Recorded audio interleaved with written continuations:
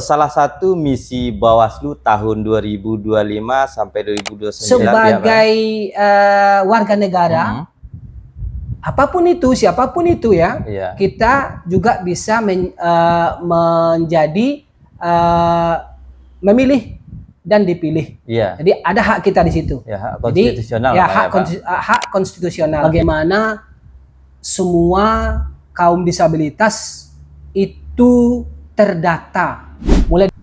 Assalamualaikum warahmatullahi wabarakatuh. Waalaikumsalam. Teman-teman, selamat menyaksikan podcast Baraja Pemilu.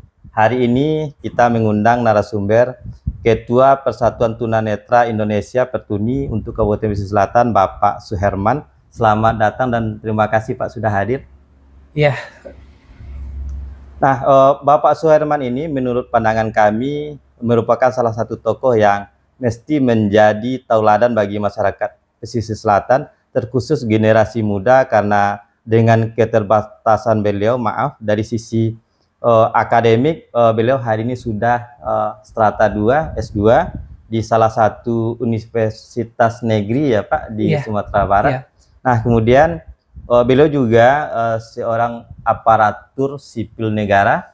Ya benar Pak? Insyaallah ya. Nah, kemudian yang paling penting, pengabdian beliau terhadap pemilu dan pilkada yang lampau cukup banyak, sehingga menjadi pilihan kami untuk kita koreksi, bercerita dan berbagi pengalaman dalam podcast kita pada hari ini. Baik, Bapak Suherman bisa ceritakan kepada kami bagaimana pengalaman dan perjalanan hidup Bapak.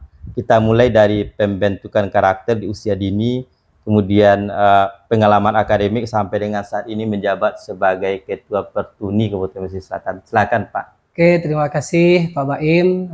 Selamat pagi semuanya. Terkhusus teman-teman disabilitas.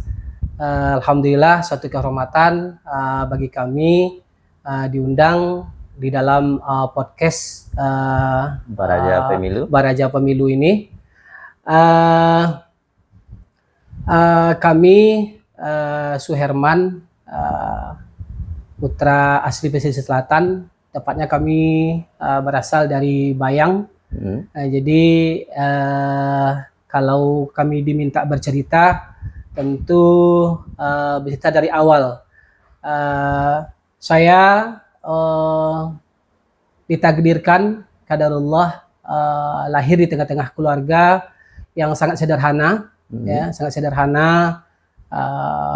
Ayah, ibu itu petani biasa, ya.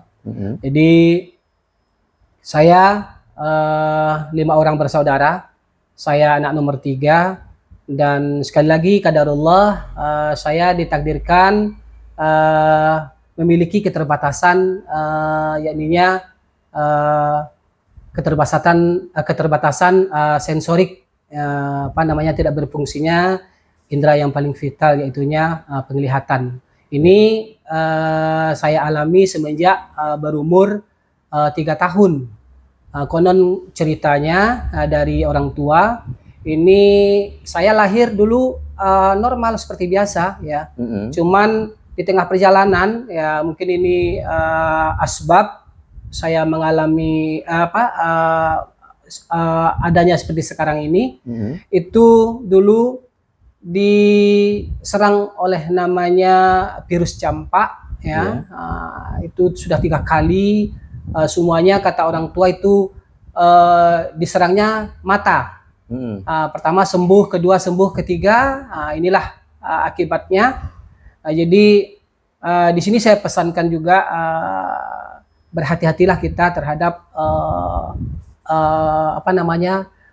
campak ini. Mungkin karena kemajuan teknologi itu sudah ada formulanya, ya. Namun terkadang orang tua lagi, ya, orang tua, keluarga mungkin menganggap ini sepele atau sesuatu yang tidak merisaukan, tapi inilah dampaknya. Jadi singkat cerita, saya dulu setelah menderita tunanetra ini, ya, keterbatasan tunanetra ini, sempat keluarga atau orang tua, ibu khususnya itu agak shock ya, pesimis bagaimana nanti saya seperti ini ya, keadaannya, bagaimana nanti kehidupannya. Jadi beliau akhirnya berpesan kepada saya, pesan itu masih saya ingat, inilah janganlah, intinya ya namanya pesan orang tua mungkin dibatasi dengan kependidikan beliau atau bahasa ibu lah. Beliau mengatakan janganlah nanti besarnya seperti itu gitu ya. Nah, jadi pada akhirnya ini saya hujamkan ke dalam diri saya nanti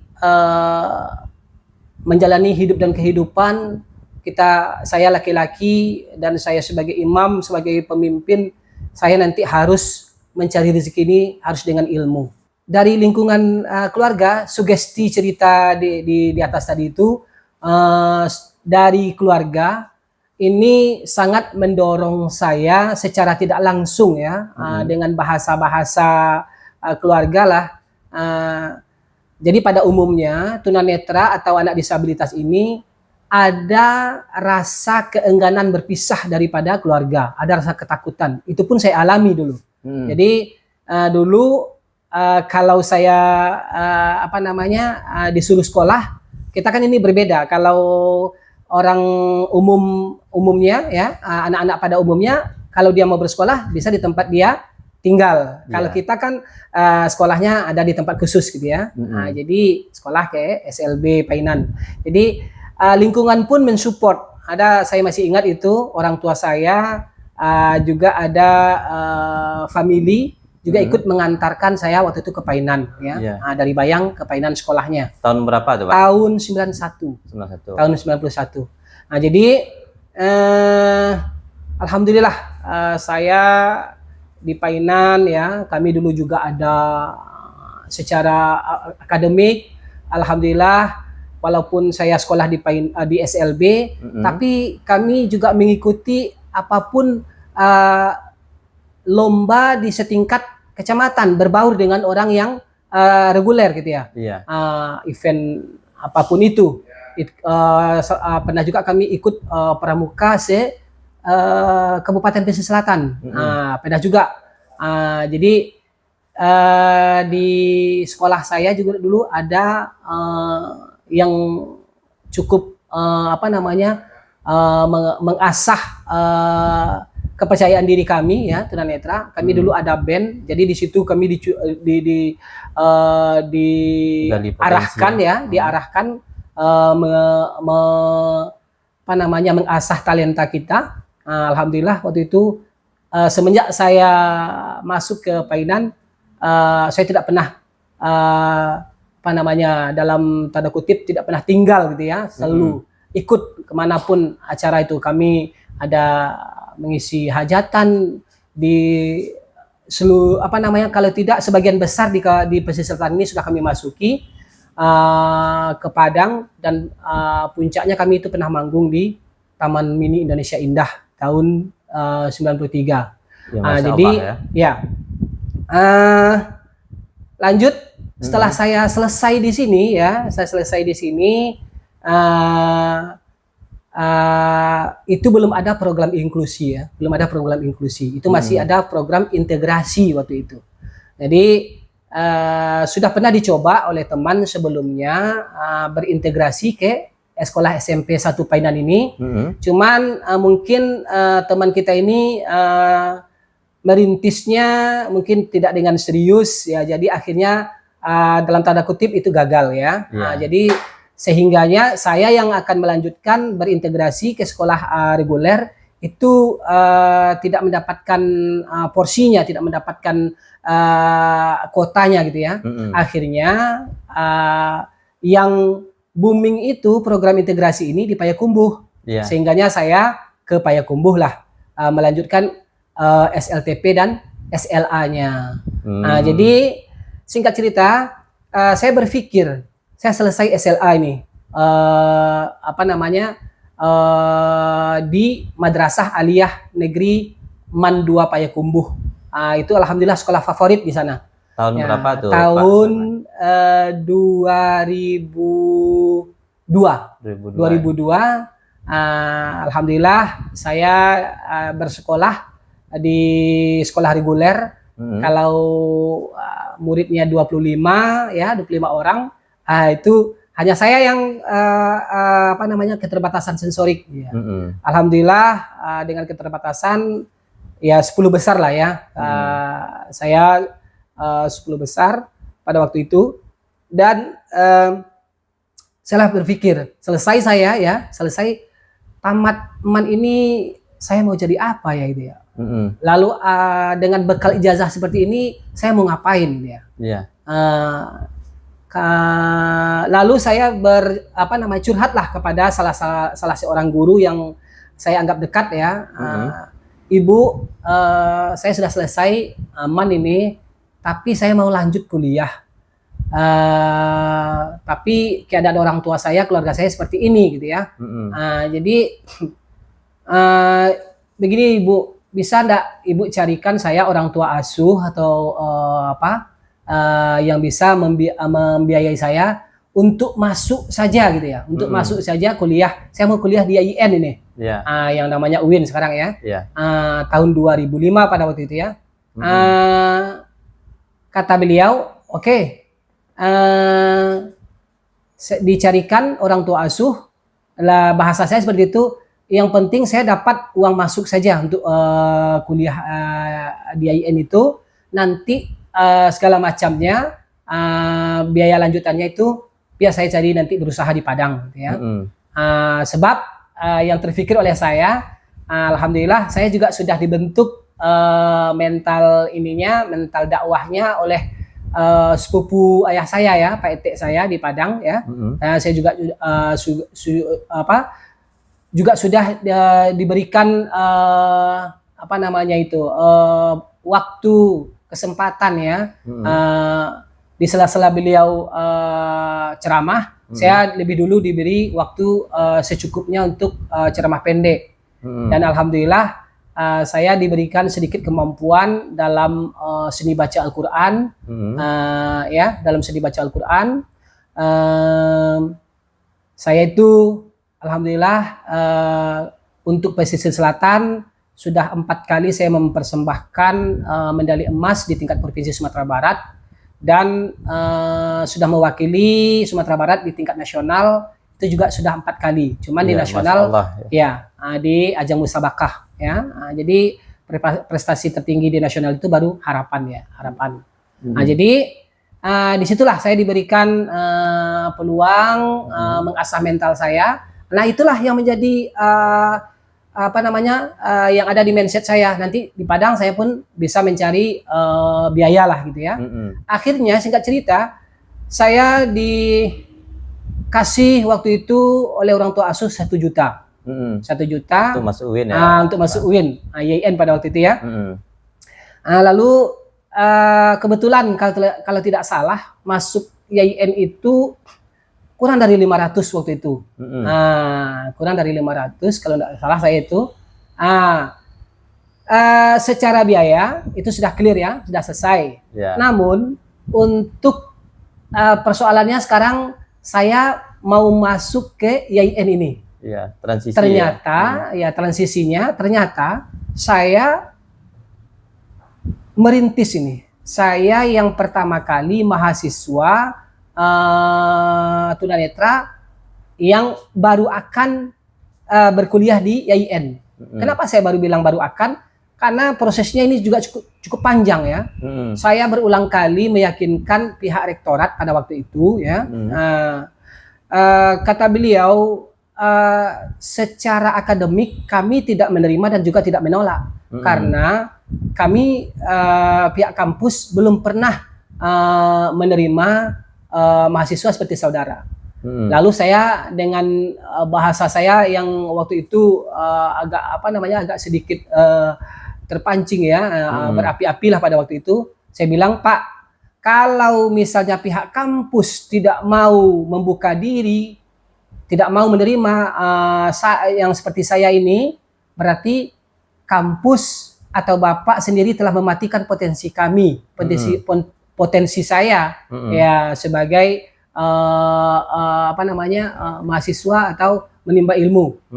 Dan saya meyakinkan pihak kampus saya bersedia berkuliah dimanapun, di fakultas apapun, di jurusan apapun, asalkan saya diberikan kesempatan pada waktu itu.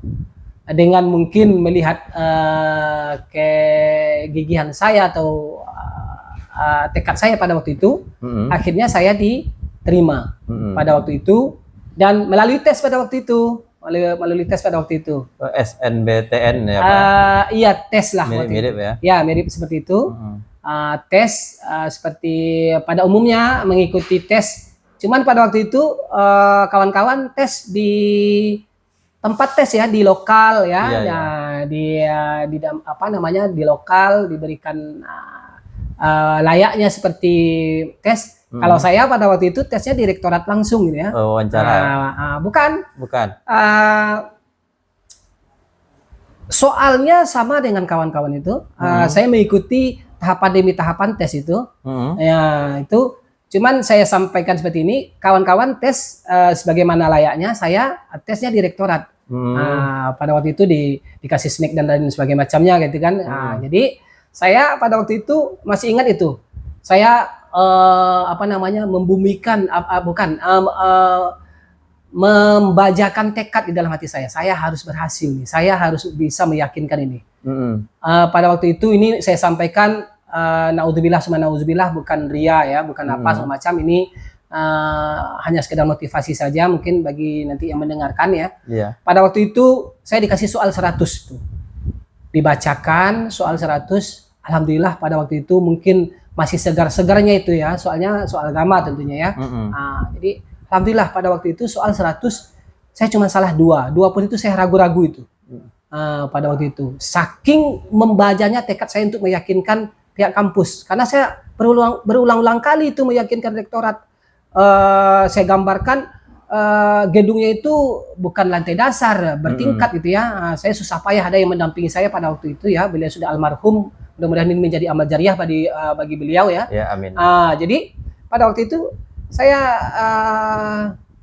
dibacakan belum selesai, ibu itu yang membacakan, kalau nggak salah ibu namanya Ibu Habibah itu ya. Pikir dulu, apa dulu? Ya Ibu, saya yakin itu jawabannya. Saya yakin itu jawabannya. Pada waktu itu alhamdulillah, singkat cerita saya memenuhi kriteria, saya kuliah ya. Akhirnya saya ditempatkan, diterimalah di Fakultas Adab jurusan Sejarah Kebudayaan Islam. Jadi alhamdulillah saya di situ kuliah, dan saya pun menunjukkan saya tidak saya tidak bisa main-main ini kuliah di sini ya. Karena saya ini merintis. Saya sebetulnya bisa selesai 3,5 tahun, cuman keadaan dan kondisi pada waktu itu libur atau dosen dan banyak pada waktu itu keluar ya. Akhirnya saya juga selesai 4 tahun. Dan alhamdulillah pada waktu itu di jurusan ya, ini di jurusan saya kuliah sama dengan orang yang melihat, sama dengan orang yang reguler lah ya. Pada waktu itu saya di jurusan berhasil meraih IPK tertinggi pada waktu itu. Alhamdulillah. Ya, IPK tertinggi 3,32 pada waktu itu. Jadi lalu juga saya berpikir ini, selesai S1 mau apa saya, seiring dengan perkembangan zaman S1 ya, saya lihat kawan-kawan S1 mau apa gitu ya. Jadi saya juga ingin kekeh juga mau lanjut S2 pada waktu itu. Dan alhamdulillah penghargaan dari pihak kampus, saya pada waktu itu difasilitasilah beasiswa untuk S2. Saya maunya waktu itu melanjutkan ke sejarah. Saya orang basic saya sebetulnya sejarah. Saya maunya ke UNAN pada waktu itu. Cuman kita kuliah di kampus yang memberikan beasiswa juga kampus, tentu kita mengikuti regulasi aturan. Akhirnya pendek cerita saya kuliah di UIN S2. Jurusan yang sama? Jurusan tidak. Pada waktu itu jurusan saya waktu tahun saya kuliah itu tidak ada membuka formasi jurusan saya pada waktu itu untuk pasca. Akhirnya saya melanjutkan ke pendidikan Islam pada waktu itu. Ya, pendidikan Islam. Jadi cerita ya, kuliah di S2 ya, alhamdulillah saya masih bersemangat pada waktu itu. Cuman ada bahasa teman yang agak menggelitik nih bagi saya nih. Dia bilang bahasa awaknya, angku ke sekolah saya, umur lah sekian apa segala macam gitu kan. Ndak teragak berkeluarga. Akhirnya saya ya berpikir juga, ini usia udah 32 pada waktu itu ya. Jadi kenapa? Untuk disabilitas ini pada umumnya usianya tidak sama dengan usia sekolah. Jadi kita perkembangan kita pada umumnya anak disabilitas itu agak mundur gitu ya. Saya usia sekolah saya pada waktu itu tidak usia 6 atau 7 tahun. Saya SD itu sudah umur 10 tahun. Jadi usia saya sudah ada kepala 3 pada waktu itu. Saya berpikir ya udahlah keluarga dulu. Akhirnya S2 saya agak tertunda sedikit penyelesaiannya. Kalau kuliah, mata kuliah sudah selesai semuanya. Jadi akhirnya saya paskanya 2010, nikah 2013, akhirnya saya selesaikan pasca sarjana saya itu tahun 2014. Ya, jadi itu saya nikah ya 2013, sekali lagi qadarullah kami dipertemukan, juga sesama disabilitas, juga sesama mengalami keterbatasan sensorik. Jadi beliau istri saya juga tunanetra, dan alhamdulillah sampai saat ini kami sudah dikaruniakan 4 orang putra putri, 2 pasang ya. Alhamdulillah. Ya alhamdulillah, ini anak-anak saya semuanya alhamdulillah tidak ada yang gangguan keterbatasan ya, mengalami keterbatasan. Jadi beliau istri saya tamat alumni UNP jurusan pendidikan luar biasa ya, beliau SPD. Jadi alhamdulillah kami bertekad ya, walaupun kita mengalami keterbatasan juga kita harus bisa berkarya di tengah-tengah masyarakat. Dan alhamdulillah dengan bekal pendidikan, kita juga memasuki berbagai organisasi, baik organisasi disabilitas maupun organisasi pada umumnya. Sosial lainnya. Ya, sosial kemasyarakatan lainnya. Saya karena kita di podcast Baraja Pemilu ya, Pemilu ya, tentu kita ini kontennya bicaranya tentu dengan pemilu. Jadi saya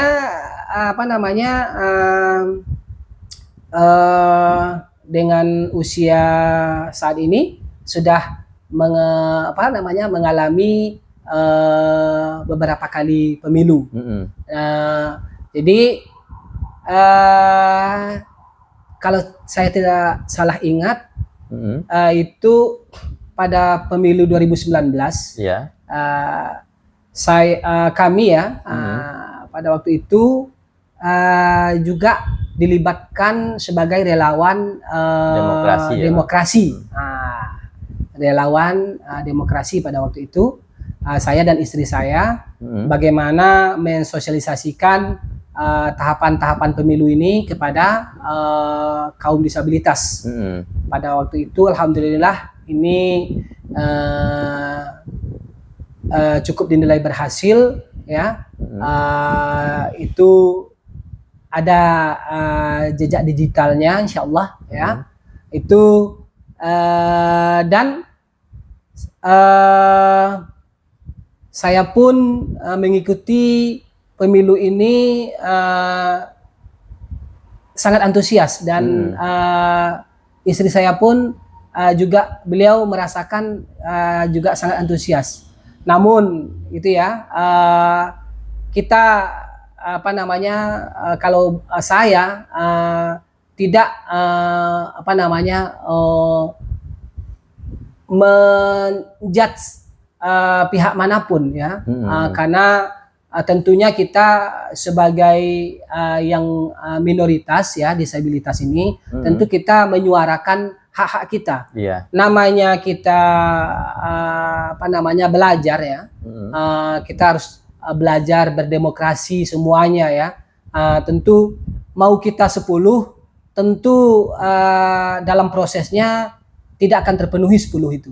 Jadi mungkin 7, mungkin 5, tapi terus kita suarakan ya, terus kita suarakan bagaimana sesuai dengan porsinya. Jadi saya sebagai penyandang disabilitas tentu menginginkan pesta demokrasi bangsa kita ini mengakomodir semua kepentingan lapisan masyarakat, termasuk kaum rentan seperti kami ini. Salah satu misi Bawaslu tahun 2025 sampai 2029 melalui Renstra adalah memperkuat kemitraan pengawasan pemilu dengan masyarakat sipil dan pemangku kepentingan dalam menghadirkan pemilu yang partisipatif, jujur, dan adil. Nah, ini kita masuk ke bagian tahapan demi tahapan dalam pelaksanaan pemilu dan pilkada ya Pak. Ya. Nah, untuk tahapan pemilu kita bahas yang pertama, kita uraikan yang pertama ini tahapan pemutahiran daftar pemilih. Ini kita ingin melihat pandangan Bapak sebagai salah satu kelompok disabilitas, apakah sudah terfasilitasi hak konstitusional Bapak sebagai warga negara untuk memilih ini soal pemilih. Oke, Pak Baim ya. Jadi seperti yang saya sampaikan tadi, ya kita tidak menjudge, kita tetap menyuarakan mudah-mudahan porsi kita terakomodir gitu ya. Jadi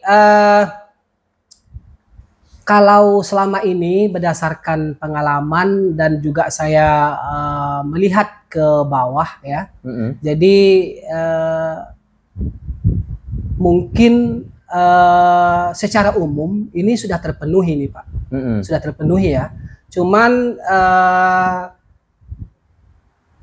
sebagai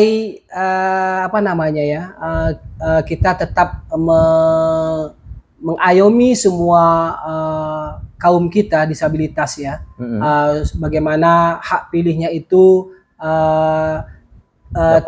dapat tersalurkan. Tentu dimulai dari tahapannya bawah sekali itu Pak, dari awal sekali, dari pendataan ya. Mungkin ini teman-teman yang di bidang itu perlu diberikan pembekalan atau diberikan sosialisasi bahwasannya siapapun dia, apapun statusnya, kalau dia sudah memenuhi syarat, dia itu harus harus didata, ya, walaupun dia disabilitas sekalipun. Mungkin kita juga tidak menyalahkan ya, mungkin dari keluarga yang memiliki teman-teman disabilitas ya, mungkin terkadang juga ada semacam semacam membatasi diri. Kadang dia memiliki atau keluarga itu memiliki anggota disabilitas tapi tidak dimunculkan ya, tidak didorong gitu ya. Akhirnya si pendata pun juga tidak mendapatkan datanya gitu ya. Cuman tentu harus aktif ya, ya harus beraktif dan partisipatif gitu ya. Jadi saya rasa ini mulai dari wali kampung, wali nagari gitu ya. Jadi harus mengetahui betul-betul warganya ada nggak kaum rentan gitu ya, sehingga nanti hak pilihnya itu tersalurkan ya. Jadi mudah-mudahan kedepannya kita sama-sama terus belajar dan belajar ini semua kita tentu mendapatkan suatu pandangan yang sama ya. Nanti mudah-mudahan semuanya lapisan masyarakat tidak memandang siapa dia, siapa mereka, hak pilihnya tersalurkan. Mungkin itu saja itu. Ya, sepanjang yang Bapak ketahui di pesisir selatan ini berapa orang jumlah penyandang disabilitas ini, Pak?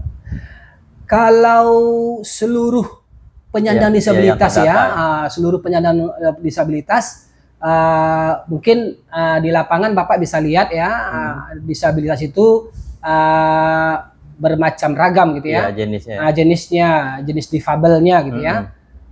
Kalau kita mengacu kepada data sensus ya, data sensus itu 2.000 lebih Pak, 2.000 lebih penyandang disabilitas.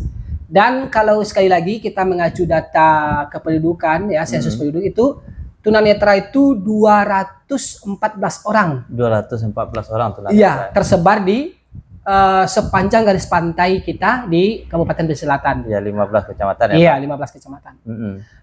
Tentu itu kan data gitu Pak ya. Jadi pengalaman saya sebagai ketua organisasi ya. Jadi juga saya istilahnya kalau bahasanya belusukan atau bahasa yang lain gitu ya. Saya tanya, sudah pemilu kemarin ikut enggak? Ya, ada juga teman-teman yang juga tidak ikut ya. Sekali lagi kita tidak mencari salahnya, salah siapa gitu ya. Jadi yang jelas kita masih menemukan teman-teman kita belum tersalurkan hak pilihnya. Jadi kedepannya sama-sama kita ya, saya dari organisasi juga berusaha memberikan edukasi kepada mereka, kepada keluarga ya, dan juga di pihak penyelenggara tentu juga ada usahanya ke arah situ. Saya yakin sudah ada gitu ya, cuman lebih masif lagi mungkin, gitu Pak. Iya, ini kan ada 2.000 lebih, kisaran 2.000 lebih penyandang disabilitas kita di pesisir selatan. Nah, ini terkait dengan sebagai kontestan ya Pak, sebagai peserta pemilu ataupun pilkada ya. Kita sebetulnya membahas soal pemilu dulu. Nah, dari 2.000 orang ini tentu ada yang ingin menjadi peserta pemilu ya Pak. Kira-kira ada yang ingin menjadi peserta pemilu. Nah, menurut Bapak, apa alasan sampai hari ini kita di pesisir selatan belum ada yang peserta pemilu yang disabilitas ya? Kira-kira apa alasan hal ini terjadi Pak? Mungkin ya secara masif mungkin kita belum dalam satu pandangan bahwasannya belum ada gitu ya, belum ada sebagai kontestan yang bertarung di baik itu pemilu ataupun pilkada di pesisir selatan ini. Namun kita mungkin flashback sejenak mungkin ya. Mungkin beliau mengakui atau tidak beliau sebagai disabilitas, atau beliau bergabung atau tidak tergabung dengan organisasi disabilitas, tapi itu pernah ada gitu ya. Pernah ada salah satu kontestan, bahkan beliau duduk di Dewan Legislatif, sudah ada. Cuman dari awal saya sampaikan ini belum masif, belum istilahnya itu belum lumrah gitu ya, belum lumrah. Jadi kami secara kekinian itu kan 80-an atau 90-an lah ya. Sekarang kekinian yang betul-betul sudah diamanahkan oleh undang-undang ya, itu sudah harus ada kuota atau kuota lah ya yang harus diisi oleh disabilitas. Sekali lagi catatan, si disabilitasnya itu juga memiliki kemampuan. Jadi mudah-mudahan ini nanti teman-teman ya, sesuai dengan regulasi, sesuai dengan aturan mainnya. Nanti kawan-kawan dengan adanya podcast inilah ya, nanti kita juga teredukasikan kita sampai kepada kita informasi ini bahwasannya sebagai warga negara apapun itu, siapapun itu ya, kita juga bisa menjadi memilih dan dipilih. Jadi ada hak kita di situ. Hak konstitusional. Jadi, hak konstitusional. Jadi bisa kita berperan di situ. Apakah kita, sekali lagi, tentu kita bertanya kepada diri kita. Apakah kita layak sudah memiliki aturan main yang dikehendaki oleh konstitusi kita. Baik, kemudian kita bahas soal tahapan kampanye pemilu maupun pilkada nih Pak. Nah, apakah tahapan kampanye ini ramah bagi disabilitas ya, sehingga informasi tentang visi dan misi calon itu mudah didapatkan oleh kelompok kita di disabilitas nih Pak. Silakan Pak. Oke, Bapak Im ya. Jadi sekarang kita ke tahapan khususnya kampanye. Di kampanye ya Pak ya. Jadi sepanjang pengalaman saya ya, jadi kampanye itu kan ada yang di dalam ruangan dan ada di luar ruangan. Mungkin di dalam kampanye itu tentu si jurkamnya atau yang kompetitornya ya, itu kan menyampaikan visi misinya, dan ini harus sampai ke tengah-tengah masyarakat, kepada semua masyarakat. Jadi mungkin sampai atau tidak sampainya itu mungkin tergantung menghadirkan atau kehadiran daripada masyarakat, melibatkan gitu ya. Jadi saya rasa sekali lagi kita tidak menyalahkan siapa-siapa. Jadi ini kalau saya ya mungkin cukup aktif ya. Kalau saya secara apa tentu kita bisa mendapatkan informasi baik melalui kampanye atau berbagai lembaga atau platform lain, sosial lain, media lainnya ya. Nah, tentu kalau secara ini yang saya soroti ya, untuk kedepannya fasilitas disabilitas itu saya harapkan ya, saya sampaikan di sini, misalnya di ruangan atau di ruangan terbuka, itu ada kekhususan lah ya, kekhususan. Dan biasanya ya di fasilitas publik ini sudah betul diperuntukkan untuk disabilitas. Tetapi ya sudah ramah disabilitas, tapi mungkin mereka menganggap ini tidak ada diisi oleh disabilitas ini. Kita manfaatkan saja. Yang seperti ini ya, ini mungkin kesadaran masyarakat lah ya. Kesadaran masyarakat. Jadi ada atau tidak adanya disabilitas di situ, formula itu sudah harus disiapkan, juga mesti disiapkan. Apalagi kalau ada disabilitasnya di situ. Dan kita tentu mempertimbangkan ramah dan atau tidak ramah untuk disabilitas ini. Ya, Pak, ya? Iya, akses atau tidak akses lah untuk disabilitas. Sekali lagi, kalau misalnya belum akses, tentu kita belajar dari pengalaman-pengalaman sebelumnya, tentu kita perlu tingkatkan keaksesannya. Nah, jadi baik itu di ruangan atau di ruang terbuka, kalau untuk disabilitas ini perlu kekhususan, perlu ada rambu-rambu khusus misalnya. Nah, mungkin nanti karena kita di podcast ini Baraja Pemilu, tentu sebentar lagi kita juga akan menyongsong pemilu. Untuk kedepannya lagi kita berpikir, jadi nanti di tahapan ini pihak penyelenggara juga kita harus melihatlah apa yang diamanahkan oleh konstitusi kita atau regulasi kita, supaya kita nanti menjadikan pemilu ini betul-betul pemilu yang inklusif. Kira-kira formula yang paling tepat untuk pemilu ke depan ya Pak? Iya. Untuk melibatkan kelompok disabilitas ini dalam kegiatan kampanye apa kira-kira Pak? Apakah untuk visi dan misi para kontestan ini bisa didapatkan melalui KPU contohnya? Kelompok disabilitas dapat mengetahui visi dan misi itu melalui KPU atau dilibatkan langsung saat kegiatan kampanye itu sendiri Pak. Bagaimana menurut Bapak yang formula yang paling tepat? Oke, saya rasa hal yang Pak Baim sampaikan tadi itu bisa dipakai kedua-duanya Pak. Jadi dengan kemajuan teknologi saat ini ya, berkembangnya platform di media sosial, tentu pihak penyelenggara bisa memanfaatkan itu. Dan sekali lagi juga kita bisa melibatkan secara langsung si penyandang disabilitasnya.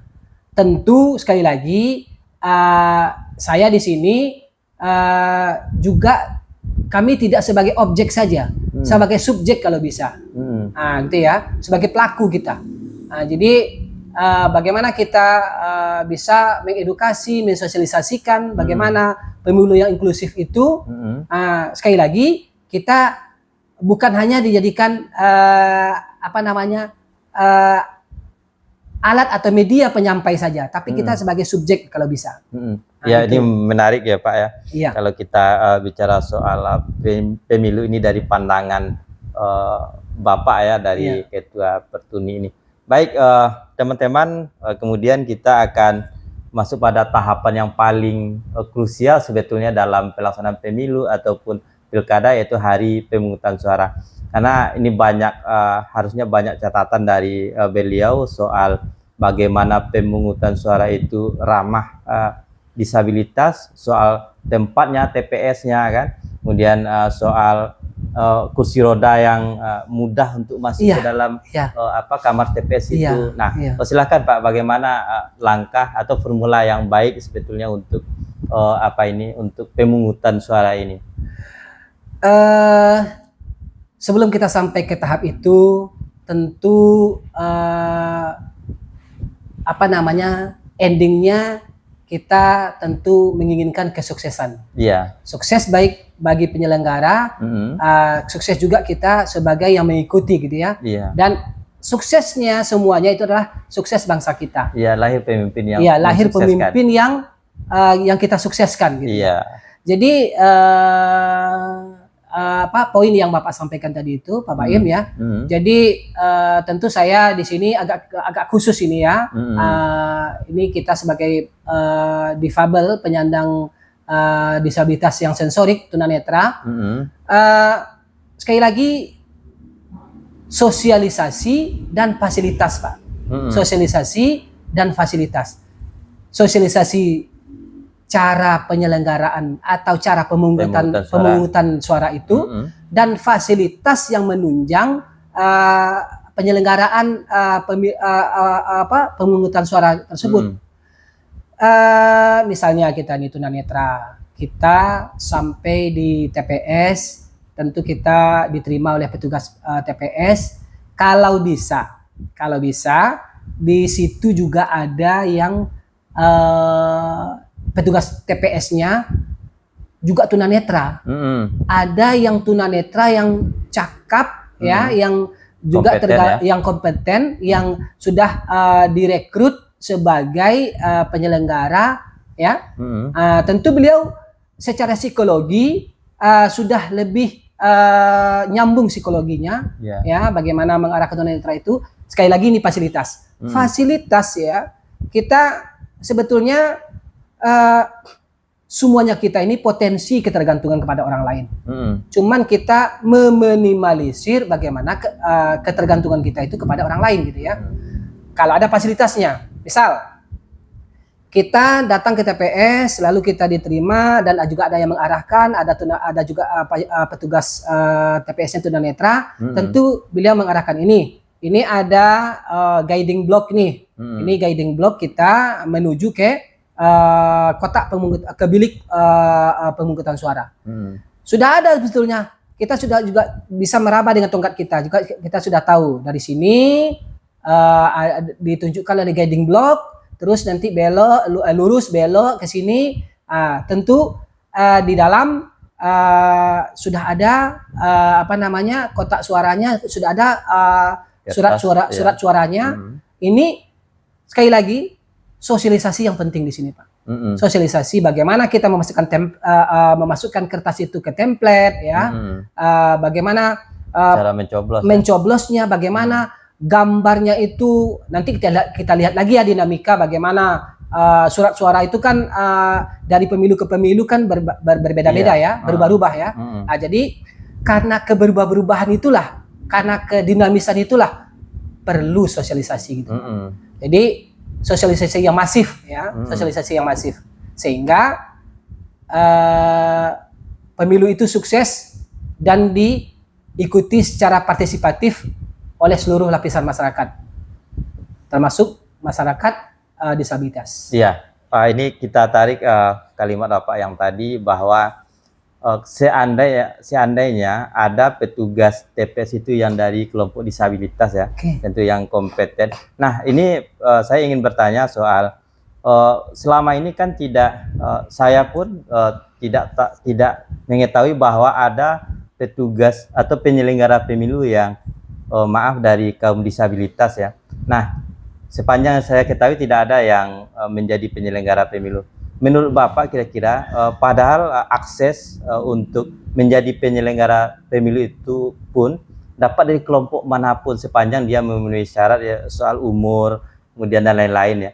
Nah, apakah persoalan sehingga sampai saat pemilu kemarin itu belum ada kelompok disabilitas yang menjadi penyelenggara pemilu? Silakan, Pak. Oke, Bapak Ibu, ini sangat menarik nih, ya. Jadi di samping ada atau tidak adanya disabilitas yang berkompeten, yang memiliki memenuhi kriteria, ya, mungkin masih adanya anggapan di tengah-tengah masyarakat kita disabilitas ini bisa apa, gitu, ya. Nah, kesadaran inilah yang pelan-pelan, ya, kita hilangkan, yang kita edukasi, ya. Jadi disabilitas ini perlu diberi ruang dan perlu diberi kesempatan. Jadi sekali lagi teman-teman, kalau negara atau institusi sudah memberikan kita peluang, sudah memberikan kita ruang, nah disinilah kita mengasah atau kita bertanya kepada diri kita, secara konstitusi, secara regulasi kita sudah diberikan ruang, kesempatan yang sama. Jadi disinilah kita bertanya kepada diri kita, kita harus jangan lagi kita merasa minder, dan jangan lagi kita merasa kita ini hanya pelengkap penderita saja atau kita hanya sebagai objek saja.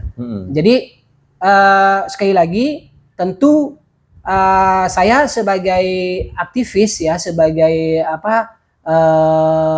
aktivis lah, ya, kita harus mendorong ini, mendorong kepada semua pihak bahwa nanti di tahapan pemilu, khususnya di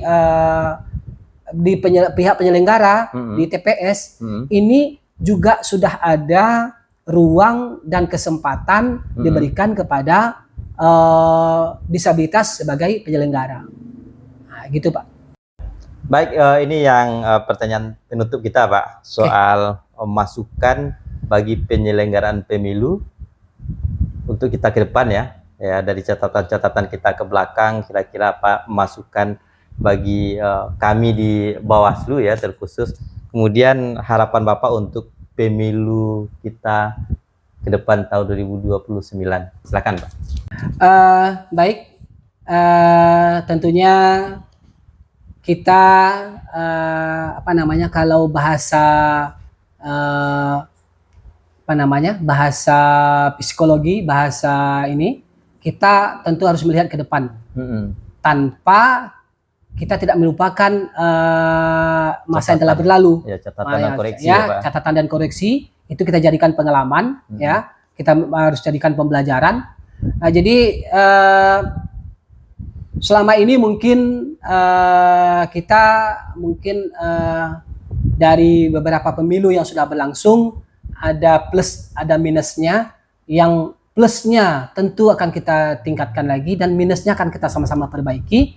Dan saya agak menyoroti ini ya, bagaimana semua kaum disabilitas itu terdata mulai dari bawah gitu ya, terdata sehingga mereka teman-teman yang disabilitas dari utara sampai ke selatan ya, itu semua teman-teman itu bisa memenuhi atau menyalurkan hak pilihnya.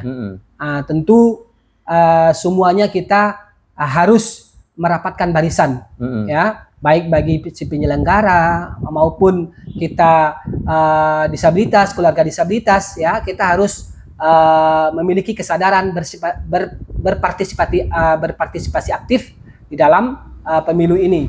Nanti jangan kita hanya buru-buru menyalahkan penyelenggara ya. Nah, jadi sementara kita keluarga disabilitas menutup diri. Nah, ini tidak penting nih. Ini mereka tahu apa gitu ya. Padahal satu suara itu sama, dari manapun berasalnya gitu ya. Jadi nanti sekali lagi mudah-mudahan podcast ini nanti bisa ditonton, bisa disimak oleh seluruh lapisan masyarakat, karena ini nanti mungkin ada di YouTube-nya Bawaslu. Ini mudah-mudahan ini masif ya. Nah, jadi sekali lagi untuk kedepannya kita semua kaum disabilitas, mari kita salurkan hak pilih kita. Dan kalau kita berkompetensi, kalau kita memenuhi kriteria secara regulasi, mari kita juga mau dan harus ikut berpartisipasi di dalam salah satu kompetitor sebagai peserta. Mudah-mudahan ini juga sudah diakomodir oleh undang-undang kita, aturan di tentang kepemiluan kita ya, tentang kepemiluan kita sudah diatur. Mudah-mudahan ini regulasi ini tidak hanya tinggal di regulasi, cuman aplikasinya yang penting, realisasinya yang penting. Ya, mungkin secara undang-undang disabilitas itu sudah diamanatkan, ini instansi swasta harus kuotanya berapa persen, 1%. Instansi pemerintah itu 2%. Ini harus terrealisasi dan harus teraplikasi. Jangan hanya sebatas di bahasa regulasi saja. Mungkin itu, Pak. Baik, terima kasih Pak Suherman. Iya. Ya sudah. Izin, Cibidum. Ya. Sudah memberikan pengetahuan yang cukup banyak ya kepada kami di Bawaslu, kemudian juga penonton kita di kanal YouTube kami. Nah, untuk teman-teman silakan like, komen, dan subscribe YouTube Bawaslu Kabupaten Pesisir Selatan dalam program Baraja Pemilu. Terima kasih sudah menyaksikan. Assalamualaikum warahmatullahi wabarakatuh. Waalaikumsalam warahmatullahi wabarakatuh.